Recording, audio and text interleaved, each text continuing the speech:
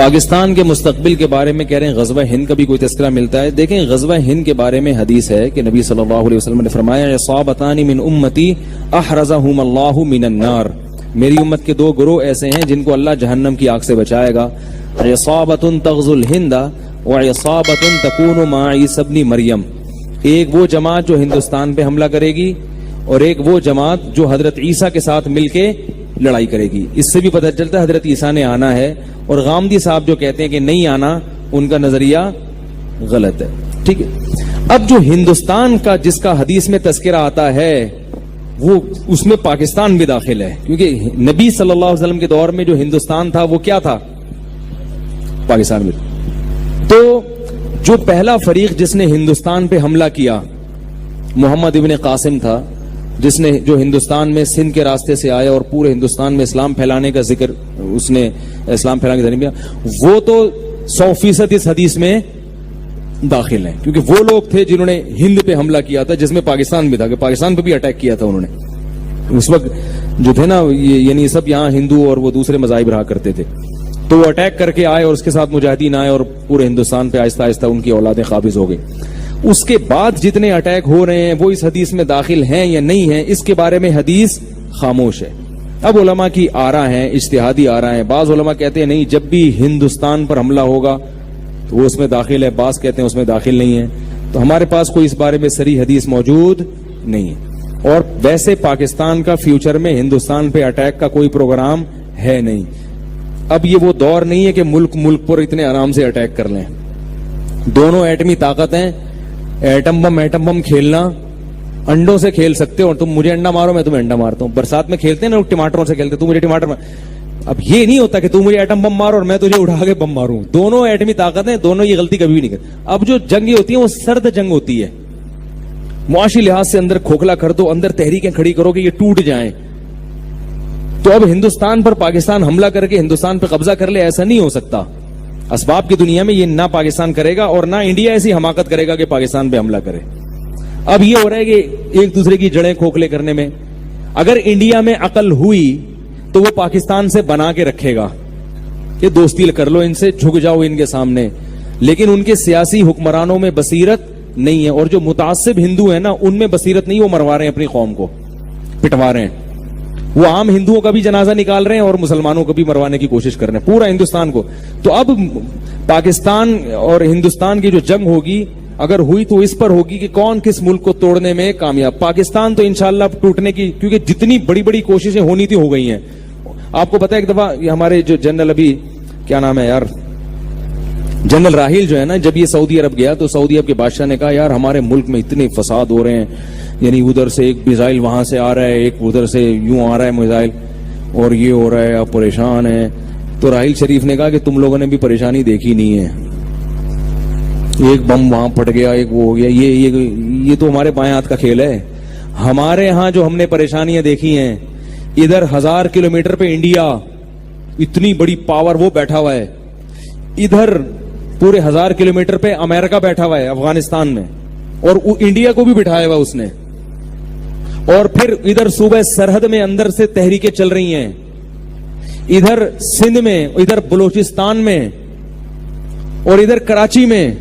کہہ رہے ہیں ہم نے باہر ادھر بھی لڑے 1000 کلومیٹر پہ, ادھر بھی لڑے, ڈرون حملوں کا بھی مقابلہ کیا. اور جو ایجنسیاں غیر ملکی ہمارے بلیک واٹر کے نام سے گھسی ہوئی ہیں ان کے خلاف آپریشن بھی ایک ہی وقت میں جاری. ملک کے اندر دشمنوں کو بھی ختم, باہر سے دشمنوں کو بھی ختم, اور بلوچستان کی تحریکوں پہ بھی کوشش. یہ ساری جنگیں الحمدللہ ہم کامیابی سے لڑ رہے ہیں, اور ہمارے اعصاب ابھی کمزور. میں پورا بیان نقل نہیں کر رہا ہوں, ان کا جو مفہوم بیان کر رہا ہوں. ہمارے اعصاب کمزور, تم نے تو پتہ ہی نہیں ہے کہ دہشت گردی ہوتی کیا ہے. یہ کہتا ہے ادھر پٹاخہ پھٹ گیا ادھر سے, جیسے ایک آدمی چاروں طرف سے بم گر رہے ہیں اور وہ وہاں سے بھاگ کر آئے اور وہ دوسرا کہے یار ادھر شب برات کا پٹاخہ پھٹ رہا ہے, میں ڈر گیا, مجھے بچا لو. کہے گا بھائی تو پٹاخے سے ڈر رہا ہے. تو عرب لوگوں نے ابھی دیکھا نہیں ہے کہ دہشت گردی, اللہ بچائے سعودی عرب کو ہر قسم کی دہشت گردی سے بچا کے رکھے. تو پاکستان نے بہت سارے محاذوں پہ جنگ لڑی ہے اور الحمدللہ اب کامیابی کی طرف جا رہا ہے. تو اب الحمدللہ کوئی ایسی سازش پاکستان کے خلاف اللہ کی رحمت سے پوری امید ہے مستقبل میں نہیں ہو سکتی جو پاکستان کو توڑ دے. اب نہیں ہو سکتی انشاءاللہ. تو اب جو ہے نا انڈیا پاکستان کا کچھ نہیں بگاڑ سکتا. اور میں نے بتایا آپ کو پاکستان نے تمیز سے بات کرنا. آپ نے دیکھا جنرل مشرف کا بھی بیان سنا ہے, ایک انڈیا کے ایک اینکر نے کچھ الٹی سیدھی باتیں کی کہ ایک وادر بن رہا ہے, پاکستان چائنا کا غلام بن رہا ہے اور یہ ہو رہا ہے. تو وہ کیسا جواب دیا ہے. چند سال پہلے تک پاکستان آرمی کا کوئی ریٹائر آفیسر اس طرح سے انڈیا سے بات نہیں کر رہا تھا, یہ اسٹائل نہیں تھا. اب پاکستان کی ٹون الحمدللہ, بھائی جب آپ محلے کے دادا بنتے ہو تو آپ کی ٹون چینج ہو جاتی ہے. میں نے ایک واقعہ بتایا, ایک آدمی گیا, وہ چاقو نکال کے کسی سے کہہ رہے جیب میں جو کچھ ہے نکال دے. اس نے جیب سے بندوق نکال لی. جیب سے کیا نکال لیا؟ بندوق. تو اب ٹون کس کی چینج ہوگی؟ اب کہہ کہ تیری جیب میں جو کچھ ہے تو نکال. تو ابھی تک انڈیا پاکستان کو اس طرح کی باتیں کر رہا تھا. پاکستان بیچارہ تھوڑا سا سہما, کیونکہ پاکستان کے اپنے مسائل تھے, ادھر افغانستان میں مسائل, ادھر اندرونی مسائل, ہر طرف سے اندر خفیہ ایجنسیاں گھسی ہوئی ہیں. تو پاکستان تھوڑا گھبرا رہا تھا. اب الحمدللہ پاکستان کی ٹون, اب پاکستان نے تمیز سے بات کرنا چھوڑ دی ہے. پاکستان کہہ رہے اس سے ہم تمیز سے بات کریں گے جو ہم سے تمیز سے بات کرے گا. وعلیکم السلام اس کو کہیں گے جو ہم کو السلام علیکم کہے گا. یہ الحمدللہ ایک حقائق ہیں. تو بہت ساری نا امیدی کی باتوں میں امید کی باتیں بھی الحمدللہ. حضرت عیسیٰ علیہ الصلوۃ والسلام کے ساتھ مل کے جہاد ہوگا, حضرت مہدی کی قیادت میں جہاد ہوگا. یہ تو بخاری مسلم کی صحیح احادیث سے ثابت ہے اور امت کا اجماعی عقیدہ ہے. اس کا انکار کرنا یہ گمراہی ہے. باقی دیکھو نبی صلی اللہ علیہ وسلم نے جتنی بھی مستقبل کی پیش گوئیاں کی ہیں ان میں کچھ تو پوری ہو چکی ہیں. آپ صلی اللہ علیہ وسلم نے پیش گوئی کی تھی ایک آگ نکلے گی. مجھے پوری حدیث کے الفاظ یاد نہیں ہیں, بہت یعنی ظاہر ہے حدیث پڑھے ہوئے 20-25 سال ہو گئے. یہ والی حدیث ہے اس کی بات کر رہا ہوں کہ اس سے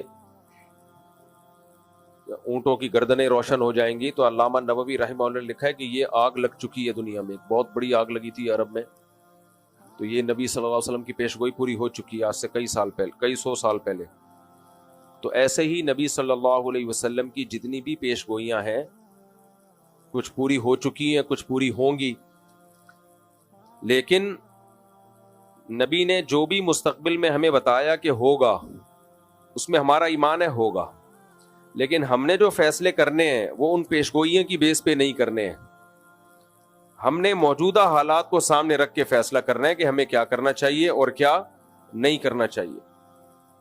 ابھی ایک صاحب آئے میرے پاس ملنے کے لیے کہ فلاں ملک میں امام مہدی آئیں گے, تو میں ابھی وہیں جا رہا ہوں اور وہاں کچھ کرنے کا پروگرام ہے. میں نے اس کو روکا, میں نے کہا تمہارا دماغ خراب ہو گیا ہے, کہہ رہے امام مہدی وہاں نہیں آئیں گے. میں نے کہا آئیں گے نہیں آئیں گے یہ ایک الگ بحث ہے, جب آئیں گے وہ آنا ہوگا. آپ وہ کرو جو شریعت آپ کو ابھی حکم دے رہی ہے. اب امام مہدی دریافت ہوں گے, لوگ ان کو تلاش کریں گے بیت اللہ میں طواف کرتے ہوئے. تو اب یہ تھوڑی کہ میں عمرے پہ چلا جاؤں کہ امام مہدی آنے والے ہیں, مجھے کیا پتا کب آئیں گے. جب جو کام ہوگا وہ ہو کے رہے گا. ہم نے وہ کرنا ہے جس کی شریعت جس کا ہمیں حکم دے رہی ہے. دیکھو نبی صلی اللہ علیہ وسلم کی سیرت میں جہاد بھی نظر آئے گا آپ کو, دعوت بھی نظر آئے گی, برداشت بھی نظر آئے گا, انتقام لینا بھی نظر آئے گا. یہ سب چیزیں نبی صلی اللہ علیہ وسلم کی سیرت میں ہیں. انتقام بھی لیا آپ نے, برداشت بھی کیا آپ نے, جہاد بھی کیا آپ نے, جہاد کو ٹالا بھی ہے آپ نے. صلح حدیبیہ میں آپ نے جہاد کو ٹالا ہے. یہودیوں سے دشمنی بھی کی. ادھر توجہ کریں میری طرف, ادھر کیا دیکھ رہے ہیں. یہودیوں سے آپ نے دشمنی بھی کی اور یہودیوں سے معاہدے کر کے ایگریمنٹ بھی کیے جنگ بندی کے. تو اس سے پتہ چلتا ہے بھائی اسلام ہمیں حکم دیتا ہے گراؤنڈ ریئلٹی, زمینی حقیقت کو سامنے رکھ کے فیصلہ کرو. زمینی حقیقت کو سامنے رکھ کے فیصلہ کرو کیا کرنا چاہیے اور کیا نہیں کرنا چاہیے. تو دو میدان ہیں جو اسلام نے ہمیں دی ہیں. ایک میدان ہے دعوت کا اور ایک میدان ہے جہاد کا. تو جہاد کے میدان میں یہ فیصلہ کرنا پہلے ضروری ہے کہ کہاں ہوگا کہاں نہیں ہوگا, اس کے اسباب کیا ہیں آپ کے پاس. نبی صلی اللہ علیہ وسلم نے مکہ میں 13 سال جہاد نہیں کیا, اسباب نہیں تھے. نوح علیہ السلام نے 950 سال جہاد نہیں کیا، اس لیے کہ 40-50 لوگ پوری قوم سے نہیں لڑ سکتے تھے۔ بنی اسرائیل نے حضرت موسیٰ علیہ السلام جب تک نہیں آئے فرعون کے خلاف بغاوت نہیں کی، اور موسیٰ علیہ السلام کے آنے کے بعد بھی بغاوت نہیں ہوئی ہے۔ کیوں؟ فرعون بہت طاقتور تھا، وہ بنی اسرائیل کے بچے ذبح کر رہا تھا، تو جو قوم اپنے بچے ذبح ہونے سے نہیں بچا سک رہی، وہ اس کے خلاف تلوار لے کے کیسے چڑھ جاتی فرعون کے خلاف؟ اتنا طاقتور تھا۔ تو اللہ نے وہاں بھی اسباب اختیار کرنے کا حکم دیا۔ موسیٰ علیہ السلام سے فرمایا وَأَوْحَيْنَا إِلَىٰ مُوسَىٰ وَأَخِيهِ أَن تَبَوَّآ لِقَوْمِكُمَا بِمِصْرَ بُيُوتًا وَاجْعَلُوا بُيُوتَكُمْ قِبْلَةً، کہ اے موسیٰ آپ اپنی قوم سے کہہ دیں کہ اپنے گھروں میں نماز پڑھو اور اللہ کی مدد کا انتظار کرو۔ بس یہ نہیں کہا کہ جا کے جو ہے نا فرعون پہ چڑھائی کر دو، صبر صبر صبر۔ اور پھر ایک دن حکم آیا کہ بنی اسرائیل کو لے کے آپ مصر سے نکل جائیں، وہاں بھی فرعون نے پیچھا کیا ہے، تو وہاں بھی یہ حکم نہیں دیا فرعون پہ چڑھائی کر دو۔ وجہ کیا ہے؟ طاقت کا توازن بولو ہے ہی نہیں، کوئی برابر بھی نہیں ہے نا، کوئی انتہائی طاقتور کے سامنے انتہائی کمزور۔ ہاں کہیں معجزہ ہو گیا تو ایک الگ بات ہے کہ کمزور کو اللہ نے بہت زیادہ طاقتور پہ غالب کر دیا، یا اللہ نے خود حکم دیا ہو کمزور کو کہ براہ راست کے لڑو، تو پھر تو لڑنے کے علاوہ کوئی آپشن نہیں ہے۔ جب تک آسمان سے وحی نہیں آ جاتی تو وہاں پھر اللہ کا حکم یہی ہے اِن یکم منکم مئۃ یغلبوا مئتین، 100 اور 200 کا ریشو کم از کم ہونا چاہیے، آدھی طاقت ہونی چاہیے۔ آدھی بھی نہیں ہے تو پھر اجازت نہیں ہے لڑنے کی، اتنی طاقت ہو تو جا کے کرو یہ کام، ورنہ آرام سے بیٹھے رہو، اس سے بھی جاؤ گے جو ہے۔ تو اس لیے اس وقت جہاں جہاد ہے وہاں تو ہے، ہم اس کے منکر نہیں ہیں، لیکن جہاں جہاد نہیں ہے وہاں لڑائی کا میدان گرم کرنے سے مسلمانوں کا نقصان زیادہ ہوگا، مسلمانوں کو فائدہ نہیں ہوگا، کیونکہ تمہارے پاس کچھ ہے نہیں لڑنے کو، تم اپنا دفاع کر لو، بہت بڑی بات ہے۔ ابھی تو اپنے ملک کو بچا لو بس، اور ہمارے یہاں کہتے ہیں ملک پہ ادھر جا کے چڑھائی کر دو۔ ادھر چڑھائی کرو گے کن میزائلوں سے؟ امریکہ سے میزائل لے کے امریکہ پہ چڑھائی کرو گے؟ امریکہ تمہیں جہاز دے گا اپنے اوپر چڑھائی کرنے کے لیے؟ تو ابھی اپنے ملک کو بچا لو کسی طریقے سے، اس کی سالمیت خطرے میں ہے۔ ابھی سب سے بڑا جہاد یہی ہے کہ ملک بچا لو آپ۔ تو دوسرا میدان ہے دعوت کا۔ دعوت کا میدان کیا ہے؟ نرم، اس میں تلوار نہیں ہے، جو تبلیغ ہے۔ موسیٰ علیہ السلام کو اللہ نے فرعون کے پاس بھیجا، قولا لہ قولا لینا لعلہ یتذکر او یخشی، فرعون کے سامنے جا کے بھی آپ نے نرم لہجے میں بات کرنی ہے۔ تو فرعون سے بڑا ظالم دنیا میں کوئی ہو سکتا ہے؟ اور موسیٰ علیہ السلام سے زیادہ افضل دنیا میں کوئی ہو سکتا ہے؟ اتنے جلیل القدر پیغمبر کو کہا جا رہا ہے کہ ایسے ظالم کے سامنے بات کیسے کرنی ہے؟ بولو نرم۔ تو آج ہماری دعوت میں نرمی ختم ہو گئی، دعوت میں نرمی ختم۔